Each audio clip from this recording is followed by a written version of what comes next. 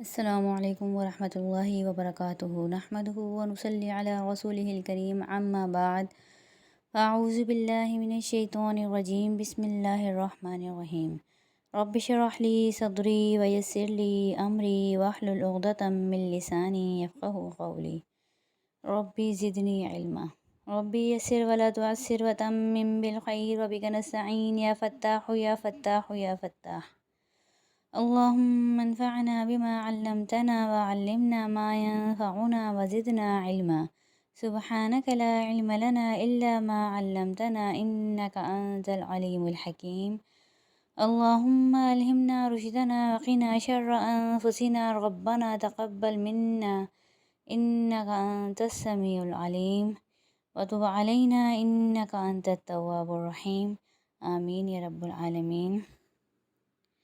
آج ہم اپنی اگلی تختی کا آغاز کرتے ہیں۔ تنوین کی تختی، دو زبر، دو زیر اور دو پیش کو تنوین کہتے ہیں۔ تنوین کو نہ ہی کھینچتے ہیں اور نہ ہی غنہ کرتے ہیں، ٹھیک ہے۔ اور دو زبر کی تنوین کو پڑھنے کا کیا طریقہ ہے، اس میں بھی نہ کھینچتے ہیں نہ ہی اس کو غنہ کرتے ہیں، بس وقف کی صورت میں دو زبر کی تنوین میں ایک زبر رہ جاتا ہے، ٹھیک ہے۔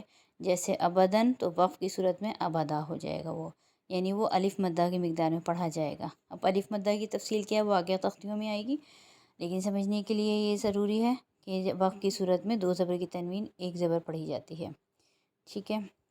اب اس کی تختی شروع کرتے ہیں۔ اعوذ باللہ من الشیطان الرجیم، بسم اللہ الرحمن الرحیم۔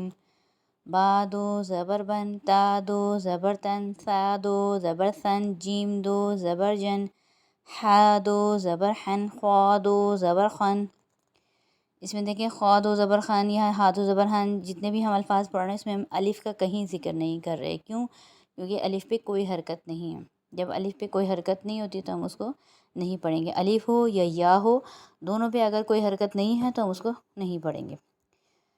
دال دو زبر دن، ذال دو زبر زن، را دو زبر رن، زا دو زبر زن، سین دو زبر سن، شین دو زبر شن، صاد دو زبر سن، ضاد دو زبر ظن، طا دو زبر طن، ظا دو زبر ظن، عین دو زبر عن، غین دو زبر غن، فا دو زبر فن، قاف دو زبر قن، کاف دو زبر کن، لام دو زبر لن، میم دو زبر من، نون دو زبر نن، واو دو زبر ون، ہا دو زبر ہن، حمزہ دو زبر ان، یا دو زبر ین۔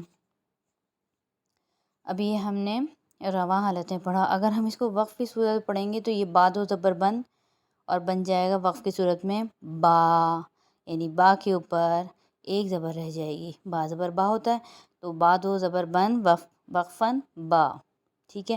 اب وقف کی جو اگلی صورت ہے وہ ہم اگلی تختی جب ہماری شروع ہوگی اس میں ہم پڑھیں گے، لیکن ابھی اس کو ہم رواں میں پڑھ رہے ہیں، ٹھیک ہے۔ اور امید ہے کہ آج کا سبق سمجھ میں آ گیا ہوگا، اور کوئی مسئلہ ہو سمجھ میں نہ آیا ہو تو گروپ میں میسیج کر کے پوچھ سکتے ہیں۔ اللہ تعالیٰ سے امید کرتے ہیں اللہ تعالیٰ ہمیں قرآن پڑھنے، سمجھنے اور عمل کرنے کی توفیق عطا فرمائے۔ وآخر دعوانا ان الحمد للہ رب العالمین، سبحان ربک رب العزة عما یصفون وسلام علی المرسلین والحمد للہ رب العالمین۔